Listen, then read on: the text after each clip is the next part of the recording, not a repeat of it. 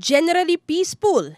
Ito ang pagtataya ng mga otoridad sa sitwasyon ng mga terminal ng Ninoy Aquino International Airport o NAIA, isang linggo bago ang Semana Santa. Ilang araw bago ang Semana Santa, hindi pa naman nagdadagsaan ang mga pasahero para magbakasyon. Karamihan ng mga nakakausap namin dito ay uuwi sa kani-kanilang mga probinsya. Ilan sa mga uuwi sa kani-kanilang mga probinsya ay sina Aling Estelita at si Marieta. Taga doon kami, nag-contest lang yung apo ko sa choir dyan sa Dagupan.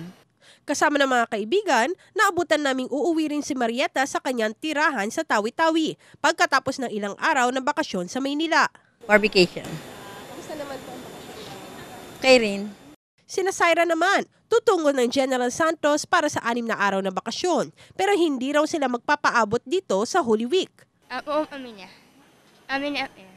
Naiiba naman ang kwento ni Roy dahil tutungo siyang Butuan para magtrabaho.